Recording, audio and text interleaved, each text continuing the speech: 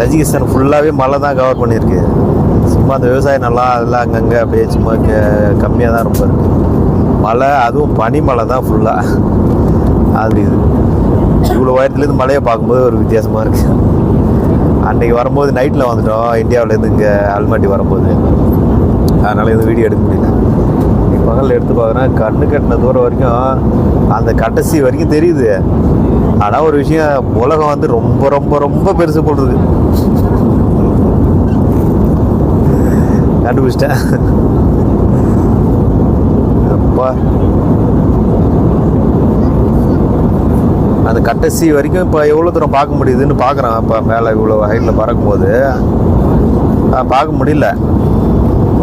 மொத்தம் பார்க்குறதே இந்த தஜிகிஸ்தான் அந்த இது வரைக்கும் தான் பார்க்க முடியுது. அதுவே ரொம்ப தூரமாக தெரியுது.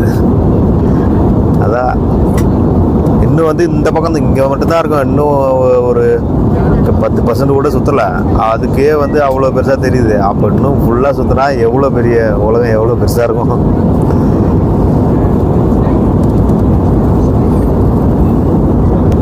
மேகத்துக்கு மேலே இருக்கும், தெரியுதான்னு பாருங்களேன்.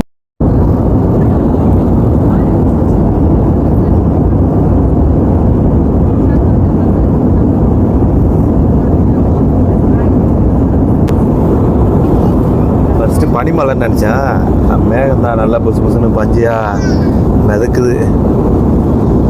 இங்கே சீட்டில் வேறு ஒன்றும் இல்லைங்க, படம் ஓடுது, படம் பார்த்துக்கலாம், கேம் விளாட்லாம், பாட்டு கேட்கலாம். குழந்தைங்க செக்ஷன் இருக்குது. வாயேஜர் நம்ம போயிட்டுருக்கோம், அதை என்னன்னு பார்ப்போம். மேப்பு துஷான்பேலேருந்து டஷ்கண்ட் கிட்ட போகிறோன்னு 10 நிமிஷம் தான் இருக்குது. வந்தாச்சு. மொத்தமே அரை மணி நேரம் தான் ட்ராவலு. ஆப்கானிஸ்தானு காபூல், பாகிஸ்தானு இஸ்லாமாபாத்து, இந்தியா அமிர்தசரு.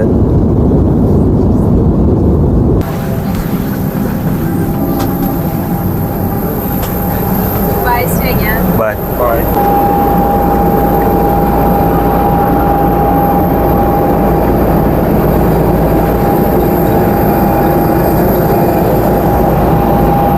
வெளிநாட்டு ஏர்போர்ட்டு பஸ் நிற்கிது, ஏறி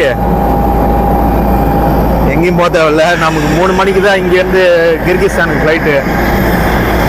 அது வரைக்கும் இங்கே ஏர்போர்ட்டில் தான் இருக்கணும்.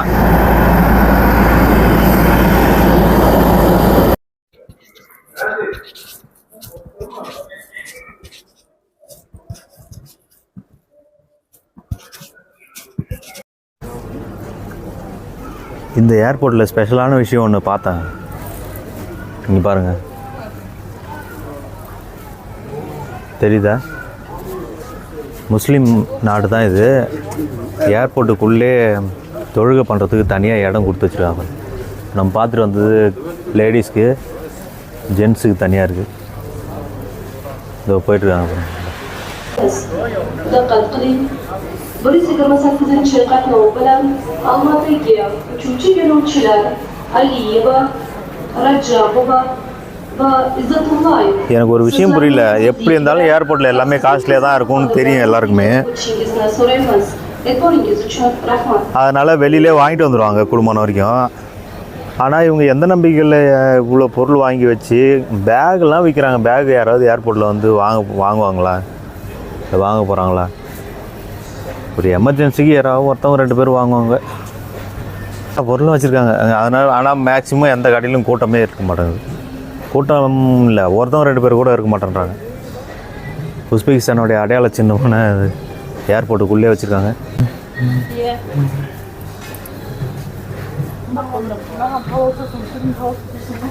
சூப்பராக இருக்குது இந்த கடை. எதை பார்த்தாலும் வாங்கணும் போல தான் இருக்குது. எல்லாமே பீங்கான் தான். மேக்ஸிமம் இவங்க யூஸ் பண்ணுற பொருள் எல்லாமே இந்த மெட்டல் தான். பிளாஸ்டிக்கு எதுவுமே மற்ற எதுவுமே கிடையாது.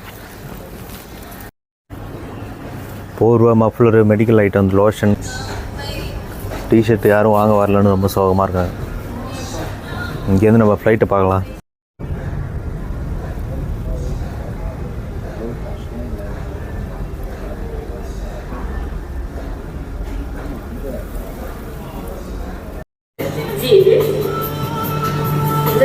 Item 56082 எல்லாமே யூரோவில் இருக்குது. இந்த சின்ன பர்கர் வந்து 6 யூரோ. யூரோனா 80 ரூபா வரும்னு நினைக்கிறேன். 80லேருந்து 85, 500 ரூபா வருது. அப்பா, எல்லாமே 6 யூரோ தான்.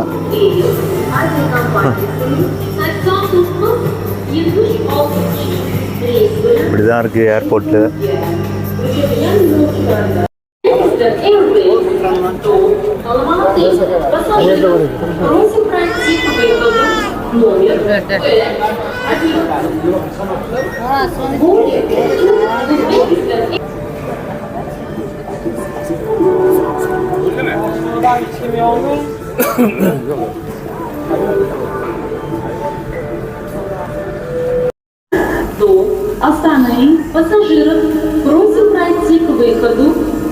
இந்த ஒரு சாண்ட்விச்சும் இந்த ஒரு கப்பு மில்க் காஃபி ரெண்டும் சேர்த்து $7 அந்த ஏர்போர்ட்டில்.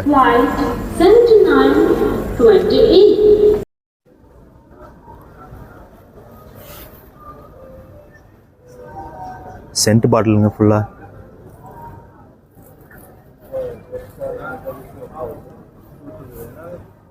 இவங்க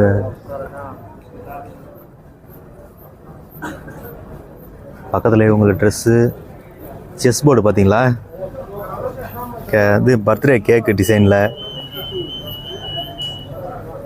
அடுத்தது இந்த கூச்சாக்கள்.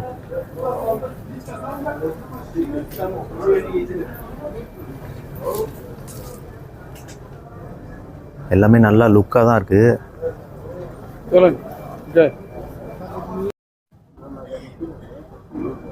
காஃபி, டீ அதெல்லாம் விலையை பாருங்கள். காஃபி வந்து 3 யூரோ, 3.5 யூரோ, 300 ரூபா, 280 ரூபா வருது. ஃபுல்லாக சென்ட் பாட்டில் தான். விலை அப்பா 110 யூரோ, 800-900 ரூபா கிட்ட வருதுல்ல. பரவாயில்ல தான்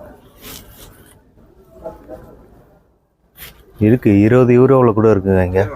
20-21 கூட இருக்குது.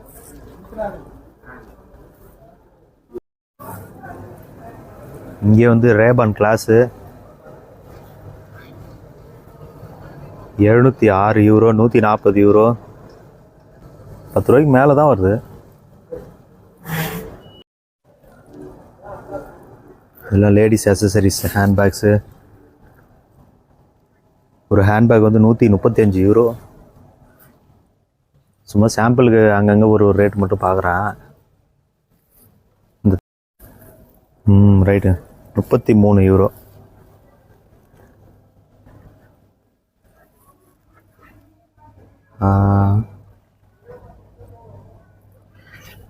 தென் ஆல்-இன்-ஒன் ட்ராவல் அடாப்டரு.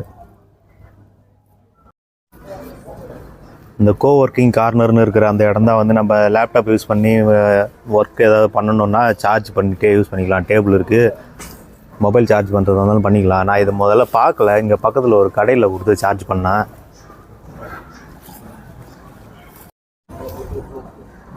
இந்த பிராண்ட் வந்து 85 யூரோ. ஷாம்பெயின் தேநாட், இந்த பெரிய பாட்டில். அடுத்தது இந்த டின் பீர் பாட்டிலெலாம் வந்து 3 யூரோ தான். 3 யூரோ சொல்கிறதுக்கு யூரோவில் பார்த்தா பார்க்கறதுக்கு கம்மியாக தெரியுது. ஆனால் 250 ரூபா பக்கம் வருது. டியூபர்க்னு இந்த பாட்டில் வந்து 4 euro.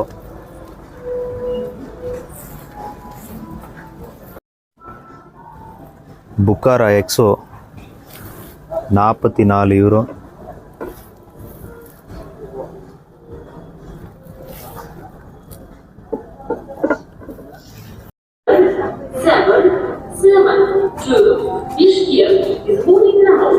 Passengers are requested to proceed at the gate B8.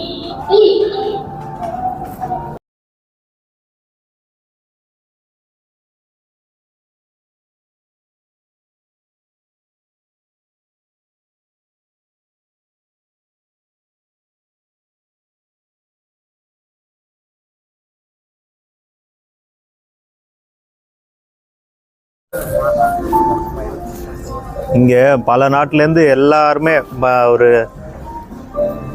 ஒரு ஒரு ஏர்போர்ட்னா அப்படி தானே, நிறைய நாட்டு வெளிநாட்டு ஃபாரின் ஆளுங்களை எல்லோரும் ஒரே இடத்துல பார்க்குற அந்த இது வந்து இங்கே இந்த மாதிரி ஒரு ஏர்போர்ட்டில் தான் கிடைக்குது.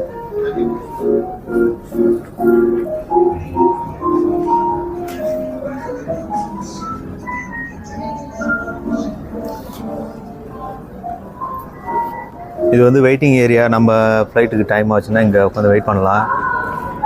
சார்ஜ் போகிறதா இருந்தால் அதை போட்டுக்கலாம். இது போல் லக்கேஜ் எடுத்துகிட்டு போகிறதுக்கு ஒரு ரேம்ப் ஒன்று வச்சுருக்காங்க. முன்ன கூட்டமே இல்லாமல் இருந்தது, இப்போ இவ்வளோ கூட்டமாக இருக்குது. மற்றபடி B1 B2லேருந்து B4 வரைக்கும் இந்த வழியாக கேட்டுக்கு போயிட்டு வெளியில் இதோ அந்த இடத்துக்கு போய்ட்டு அப்படியே ஃப்ளைட் ஏறிக்கலாம். நமக்கு வந்து B8 ஒரு 10 நிமிஷமாகவே அனௌன்ஸ் பண்ணிகிட்டு இருக்காங்க, டைம் ஆகிட்டுது, நம்ம கிளம்பலாம். நம்ம கேட்டுக்கு அந்த பக்கம் போயிட்டு படி இறங்கி கீழே போகணும்.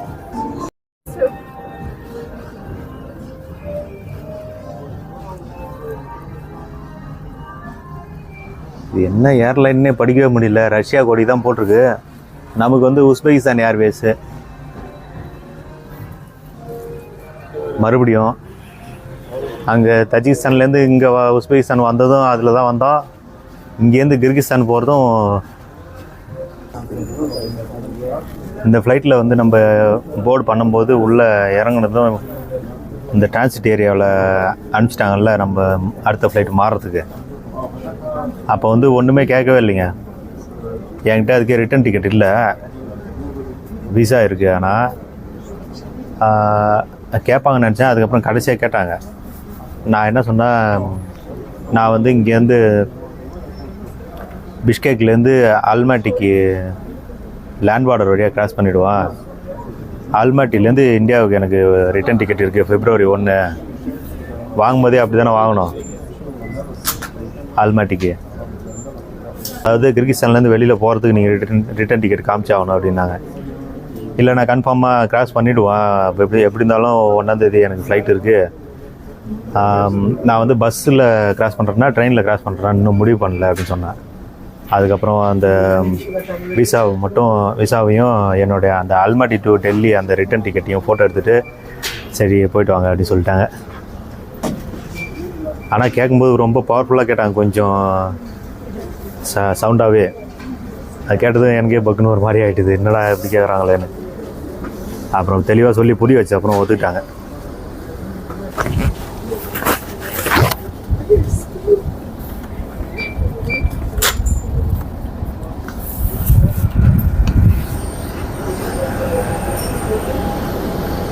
ஓகே,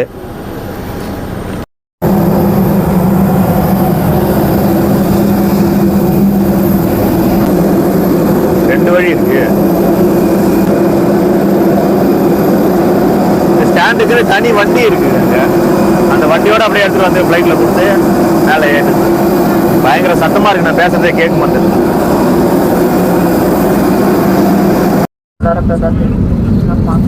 இதில் நல்லா அந்த பேக் வைக்கிற இடம் நல்லா தாராளமாகவே இருக்குது.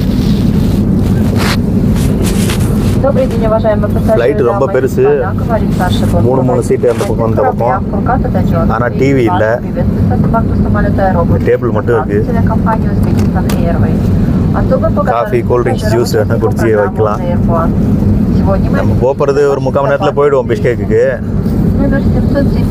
ஒன்றும் பிரச்சனை இல்லை.